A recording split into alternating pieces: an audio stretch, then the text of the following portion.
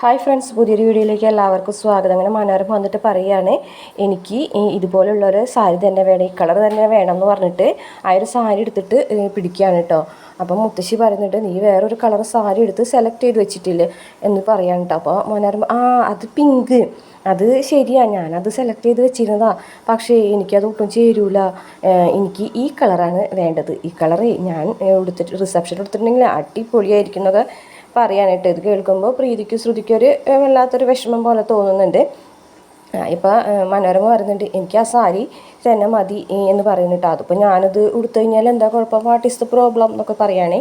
അന്നേരം മുത്തശ്ശി പറയുന്നുണ്ട്, അത് വേണ്ട, നിനക്ക് ആ സാരിയല്ലേ നല്ലത്, ആ സാരി ഉടുത്താൽ പോരെ എന്നൊക്കെ ചോദിക്കുന്നുണ്ട്. അന്നേരം മനോരമ പറയുകയാണെ, അതിന് ഇതേ ഈ പ്രീതിക്കൊക്കെ ഉണ്ടല്ലോ ഇങ്ങനത്തെ സാരി ഒന്നും എടുത്ത് ശീലമുണ്ടാവില്ല, അവർ കോട്ടൺ സാരിയൊക്കെ എടുത്തിട്ടല്ലേ, വില കുറവിൻ്റെ കോട്ടൺ സാരി കൊടുത്തിട്ടുള്ള ശീലമുണ്ടാവുള്ളൂ, ഈ സാരി എടുത്തൊന്നും അവൾക്ക് നിൽക്കാൻ പറ്റില്ല റിസപ്ഷൻ എന്ന് പറയാൻ കേട്ടോ. അപ്പോൾ അമ്മായി പറയുന്നുണ്ട്, ആര് പറഞ്ഞു, പ്രീതിക്ക് ഇതൊക്കെ, പ്രീതി ശ്രുതിയൊക്കെ ഇതിനു മുമ്പ് ഇതേപോലത്തെ സാരി കൊടുത്തിട്ടുണ്ടാവും, പക്ഷേ എനിക്ക് തോന്നുന്നു മനോരമയ്ക്ക് ഇത് ബുദ്ധിമുട്ടാവുന്ന തോന്നുന്നുണ്ട്. കാരണം മനോരമ പ്രായമായി വരില്ലേ, ഇത്രയും വില കൂടി ഇത്രയും വെയിറ്റുള്ള സാരിയൊക്കെ കൊടുത്ത് മനോരമയ്ക്ക് നടക്കാൻ പറ്റുമോ എന്ന് ചോദിക്കാൻ കേട്ടോ.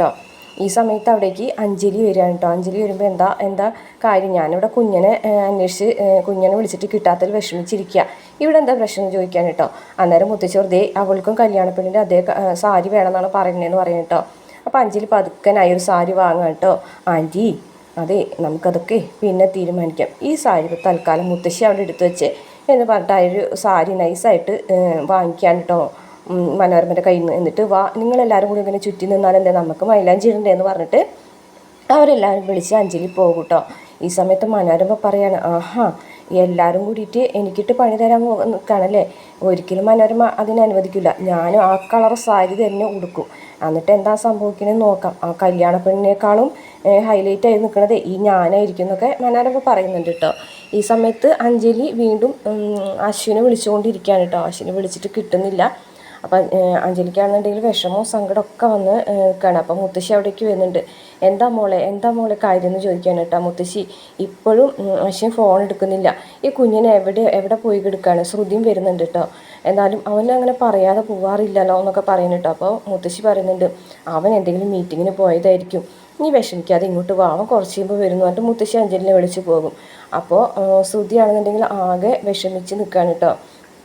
ശ്രുതി ഇങ്ങനെ മനസ്സിലിങ്ങനെ പ്രാർത്ഥിക്കുന്നുണ്ട്, ഭഗവാനെ കുട്ടീഷിനെ, ഞാൻ ആ കടൽ മിഠായിനെ കാണരുതെന്ന് പറഞ്ഞത് എൻ്റെ കാണാതാവാൻ വേണ്ടിയിട്ടല്ല, എൻ്റെ മുന്നിലേക്ക് വന്നിട്ടുണ്ടെങ്കിൽ ഇപ്പോഴത്തെ എൻ്റെ അവസ്ഥ വളരെ മോശമാണ്, അശ്വിൻ സാറിനെ കാണുമ്പോൾ തന്നെ എൻ്റെ നെഞ്ചിടിപ്പ് കൂടും, അതുകൊണ്ടാണ് ഞാൻ പറഞ്ഞത്, അതല്ലാതെ അയാളെ കാണാണ്ടിരിക്കാൻ വേണ്ടിയിട്ടല്ല, എത്രയും പെട്ടെന്ന് തിരിച്ചു വരണേ, എത്രയും പെട്ടെന്ന് തന്നെ ഈ വീട്ടിലേക്ക് അഞ്ജലി മേഡത്തിൻ്റെ അടുത്തേക്ക് അശ്വിൻ സാറിനെ എത്തിക്കണേ എന്നൊക്കെ അങ്ങനെ ശ്രുതി ഇങ്ങനെ പ്രാർത്ഥിച്ചുകൊണ്ടിരിക്കുകയാണ് കേട്ടോ.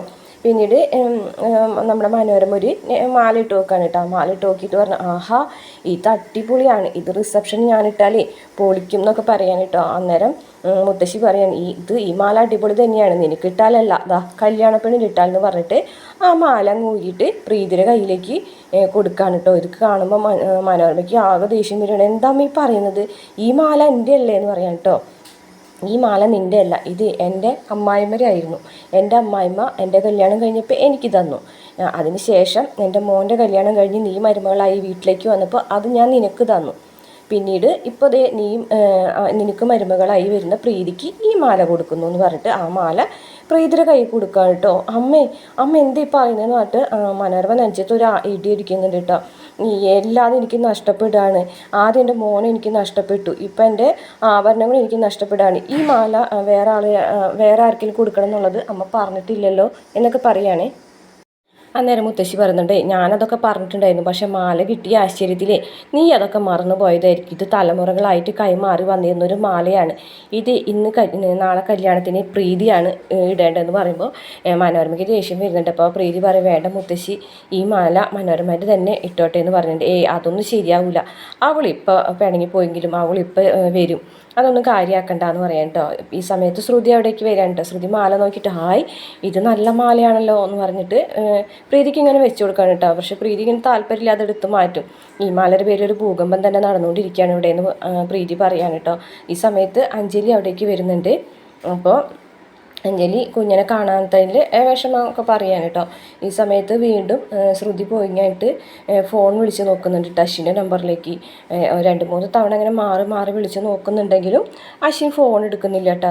ലാസ്റ്റ് ശ്രുതി ഇങ്ങനെ വോയിസ് മെസ്സേജ് അയക്കാൻ കേട്ടോ. അതെ, ഞാൻ അപ്പോഴത്തെ ദേഷ്യത്തിന് ഓരോന്ന് പറഞ്ഞതാണ്, അതിൻ്റെ പേരിൽ ഇവിടെ നിന്ന് മാറി നിൽക്കരുത് കേട്ടോ. അങ്ങനെ കാണാണ്ടാവാൻ വേണ്ടിയിട്ടല്ല ഞാനങ്ങനെ പറഞ്ഞത്, ഓരോ ദേഷ്യത്തിന് ഇങ്ങനെ പറഞ്ഞതേ ഉള്ളൂ. എത്രയും പെട്ടെന്ന് ഇവിടത്തേക്ക് വരണം കേട്ടോ അഞ്ജലി മേഡം, ഭയങ്കരമായിട്ട് വിഷമിച്ചിരിക്കുകയാണ്, വേഗം തന്നെ ഇങ്ങോട്ട് വരണേ എന്ന് പറഞ്ഞിട്ട് ഇങ്ങനെ ഫോൺ കട്ട് ചെയ്യാനിട്ടോ. എന്നിട്ട് ഇങ്ങനെ പ്രാർത്ഥിക്കുകയാണ്, ഭഗവാനെ എത്രയും പെട്ടെന്ന് അശ്വിൻ സാർ ഇങ്ങോട്ട് വരണേ എന്നൊക്കെ പറയാൻ കേട്ടോ. ഈ സമയത്ത് അശ്വിൻ അവിടേക്ക് വരികയാണ് കേട്ടോ. അശ്വിൻ അവിടെ കാണുമ്പോൾ തന്നെ ശ്രുതിക്ക് സങ്കടവും സന്തോഷമൊക്കെ വരികയാണ് കേട്ടോ. ശ്രുതിയുടെ കണ്ണൊക്കെ അങ്ങനെ നിറയാണ്. ശ്രുതി കണ്ണെടുക്കാതെ അശ്വിൻ നോക്കിക്കാണ്. എന്നിട്ട് പിന്നെ അശ്വിൻ്റെ അടുത്തേക്ക് വന്നിട്ട് ചോദിക്കുകയാണ്, നിങ്ങൾ എന്താ വിചാരിച്ചിരിക്കുന്നത്? നിങ്ങൾ തോന്നിയ ദിവസം കാണിക്കാമെന്നാണോ വിചാരിക്കുന്നത്? നിങ്ങൾ തോന്നിയത് പോലെ നടക്കാമെന്നാണോ നിങ്ങൾ വിചാരിച്ചിരിക്കുന്നത്? വീട്ടിലുള്ള ആൾക്കാർ എത്ര വിഷമിക്കുന്നുണ്ടെന്ന് നിങ്ങൾക്കറിയാമോ? ആ അഞ്ജലിമയുടെ എത്ര നേരമായി വിഷമിച്ചിരിക്കുന്നത് എന്നൊക്കെ ഇങ്ങനെ പറഞ്ഞുകൊണ്ടിരിക്കുകയാണ് കേട്ടോ. അശ്വിനാണെന്നുണ്ടെങ്കിൽ ഞെട്ടി നിൽക്കുകയാണ്, എന്താ വിളി പറയുന്നതെന്നുള്ള ആലോചിച്ചിട്ട്. എന്നിട്ട് പറയുന്നുണ്ട്, നിങ്ങൾക്ക് തോന്നിയതുപോലെ നിങ്ങൾ നടന്നോ, അതിനൊന്നും ഇവിടെ ആർക്കും പ്രശ്നമില്ല. പക്ഷേ നിങ്ങളെ സ്നേഹിക്കുന്ന ആൾക്കാർ, കുറച്ച് ആൾക്കാർ ഇവിടെ ഉണ്ട്, അവരെ മനസ്സ് വിഷമിപ്പിക്കാതിരുന്നൂടെ? നിങ്ങളിങ്ങനെ പോകുമ്പോൾ എവിടെയെങ്കിലും പോകുമ്പോൾ പറഞ്ഞിട്ട് പോയിക്കൂടെ? അല്ലെങ്കിൽ ഒന്ന് ഫോൺ എടുത്തൂടെ? അതല്ലാന്നുണ്ടെങ്കിൽ ഒന്ന് തിരിച്ച് വിളിച്ചിട്ട് ഒന്ന് പറഞ്ഞൂടെ എന്നൊക്കെ ഇങ്ങനെ ചോദിച്ചുകൊണ്ടിരിക്കുകയാണ് കേട്ടോ. അപ്പോൾ അശ്വിൻ ചോദിക്കുകയാണ്, എന്നെ കാണാണ്ടായതിൽ എനിക്ക് വിഷമമുണ്ടായോ എന്ന് ചോദിക്കുകയാണ്. എന്താ എനിക്ക് പിന്നെ വിഷമമുണ്ടായില്ലേ? എനിക്കെന്താ വിഷമിക്കാൻ പാടില്ലേ എന്നൊക്കെ ചോദിക്കാൻ കേട്ടോ. ഈ സമയത്ത് അഞ്ജലി അവിടേക്ക് വന്നിട്ട് കുഞ്ഞിനെ വഴക്ക് പറയാൻ കേട്ടോ. കുഞ്ഞാ, നീ എന്ത് പണിയെ കാണിച്ചത്? നീ എൻ്റെ ഫോൺ എടുക്കാഞ്ഞത്? ഞാൻ എത്ര തവണയായി വിളിക്കുന്നു, എനിക്കൊന്ന് വിളിച്ച് പറഞ്ഞൂടെ എന്നൊക്കെ ചോദിക്കാൻ കേട്ടോ. അത് ചേച്ചി, എനിക്കൊരു ഡീൽ ഉറപ്പിക്കാനുണ്ടായിരുന്നു, അതിന് വേണ്ടിയിട്ടല്ല ഞാൻ പോയതെന്നൊക്കെ പറയാൻ കേട്ടോ. എന്നാലും നിനക്ക് പറഞ്ഞൂടെ, നിനക്ക് ഫോൺ വിളിച്ചാൽ എടുത്തൂടെ എന്നൊക്കെ ചോദിക്കാൻ കേട്ടോ. അപ്പോഴും അശ്വിൻ ഇങ്ങനെ ശ്രുതിയുടെ മുഖത്തേക്ക് തന്നെ നോക്കിക്കാണേ. എന്നിട്ട് വാ കുഞ്ഞാ, നീ അകത്തേക്ക് വാന്ന് പറഞ്ഞിട്ട് അഞ്ജലി ഇങ്ങനെ വിളിച്ചുകൊണ്ട് പോകുമ്പോൾ അശ്വിൻ ശ്രുതിനെ തന്നെ നോക്കി ഇങ്ങനെ പോവുകയാണ് കേട്ടോ. പിന്നീട് പ്രമീള എന്നോടും അമ്മായിനോടൊക്കെ മുത്തശ്ശി പറയുന്നുണ്ട്, എല്ലാ ചടങ്ങുകളും ഇവിടെ വെച്ചതിൽ നിങ്ങൾക്ക് എന്തെങ്കിലും വിഷമമുണ്ടോ? ആചാരപ്രകാരം മുറപ്രകാരമൊക്കെ ചില ചടങ്ങുകൾ പെണ്ണിൻ്റെ വീട്ടിൽ വെച്ചിട്ടല്ലേ നടത്തേണ്ടത്, അപ്പോൾ ഇവിടെ വെച്ച് നടത്തണതിൽ നിങ്ങൾക്ക് എന്തെങ്കിലും അഭിപ്രായ വ്യത്യാസം ഉണ്ടോ എന്നൊക്കെ ചോദിക്കാൻ കേട്ടോ. അപ്പോൾ പ്രേമികൾ പറയുന്നത്, അതിനെക്കുറിച്ചൊന്നും ഞങ്ങളിപ്പോൾ ഓർക്കുന്നില്ല, എവിടെ വെച്ചാലും ചടങ്ങുകളൊക്കെ നല്ല രീതിയിൽ നടക്കുന്നുണ്ടല്ലോ. ഞങ്ങളുടെ മോളുടെ വിവാഹത്തെക്കുറിച്ച് ഞങ്ങൾക്കൊക്കെ ഒരുപാട് സങ്കല്പങ്ങളൊക്കെ ഉണ്ടായിരുന്നു, അത് തകർന്നടിഞ്ഞതിന് ശേഷം ഞങ്ങൾ പിന്നീടൊന്നും ചിന്തിക്കാറില്ല എന്നൊക്കെ പറയാൻ കേട്ടോ. അപ്പോൾ പിന്നെ അപ്പോൾ മുത്തശ്ശി ഇങ്ങനെ ഓരോ കാര്യങ്ങളും ഇങ്ങനെ പറഞ്ഞുകൊണ്ടിരിക്കുന്ന സമയത്ത് മുത്തശ്ശി പറയുന്നുണ്ട്, സത്യത്തിൽ ശ്രുതി വീട്ടിലേക്ക് ആദ്യമായിട്ട് കയറി വന്നപ്പോൾ ശ്രുതിനെ ഈ വീട്ടിലേക്ക് മരുമകളായി വേണമെന്നാണ് ഞാൻ ആഗ്രഹിച്ചിരുന്നതെന്ന് പറയും കേട്ടോ. അപ്പോൾ ഒക്കെ പ്രമീള അമ്മ ഇങ്ങനെ ഞെട്ടുന്നുണ്ട് കേട്ടോ. അപ്പോൾ പറയുന്നുണ്ട്, അല്ല നിങ്ങൾ തെറ്റിദ്ധരിക്കേണ്ട, എന്തായാലും എനിക്ക് പ്രീതിയെ കിട്ടിയല്ലോ മരുമകളായിട്ട്, ശ്രുതിയുടെ ചേച്ചിനെ തന്നെ ഈ വീട്ടിലേക്ക് മരുമകളായി കിട്ടിയല്ലോ. അശ്വിനും ആകാശമൊക്കെ പാവം, ആകാശിൻ്റെ ഏതാഗ്രഹവും സാധിച്ച് കൊടുക്കാനായിട്ട് നടക്കുകയാണ് അശ്വിൻ. പിന്നെ മനോരമയുടെ കാര്യം ആലോചിച്ച് നിങ്ങളുടെ ടെൻഷൻ അടിക്കുന്നതാണ്, ഞങ്ങളിവിടെ ഉണ്ടല്ലേ, പ്രീതിക്ക് ഒരു കുറവും വരാതെ ഞങ്ങൾ നോക്കിക്കോളാം എന്നൊക്കെ മുത്തശ്ശി പറയുന്നുണ്ട് കേട്ടോ. ഈ സമയത്ത് അവിടേക്ക് പ്രീതിയും ശ്രുതിയും ആകാശമൊക്കെ വരുന്നുണ്ട് കേട്ടോ. ആകാശം പ്രീതിയും കൂടി ഇങ്ങനെ കണ്ണുകൊണ്ടൊക്കെ സംസാരിക്കുന്നത് കാണുമ്പോൾ അഞ്ജലി പറയുന്നുണ്ട്, അതെ ഇതൊക്കെ ഞങ്ങൾ കാണുന്നുണ്ട് കേട്ടോ എന്നൊക്കെ പറയട്ടോ. അപ്പോൾ മുത്തശ്ശി പറയുന്നുണ്ട്, എനിക്കാണ് ഇവനെ വഴി തെറ്റിക്കുന്നത് എന്നൊക്കെ പറഞ്ഞുകൊണ്ട് നിൽക്കുന്ന സമയത്ത് പെട്ടെന്ന് ശ്രുതി ഇങ്ങനെ കയ്യിലേക്ക് നോക്കുമ്പോൾ കേട്ടോ നടുക്കിൽ എഴുതിയിരിക്കുന്നത് കാണുന്നത്. അയ്യോ എന്ന് പറയാൻ കേട്ടോ. ശ്രുതി പെട്ടെന്ന് പരിസരം പറഞ്ഞിട്ട് അയ്യോ എന്ന് പറയട്ടോ. അപ്പോൾ അഞ്ജലി ചോദിക്കുന്നത്, എന്താ ശ്രുതി എന്ന് ചോദിക്കാൻ കേട്ടോ. ഏയ് ഒന്നുമില്ല എന്ന് പറയട്ടോ, നല്ല ഉണ്ണിയപ്പം എന്ന് പറയട്ടോ. അപ്പോൾ അമ്മായി പറയുന്നുണ്ട്, അതെ അവൾക്ക് കീർക്ക് തുടങ്ങി എന്ന് പറയട്ടോ. എന്നിട്ട് ഉണ്ണിയപ്പം അങ്ങനെ എടുത്തിട്ട് ആ മൈലാഞ്ചി നോക്കി നിൽക്കുന്നത് കാണിച്ചുകൊണ്ട് എപ്പിസോഡ് അവസാനിക്കുകയാണ് കേട്ടോ.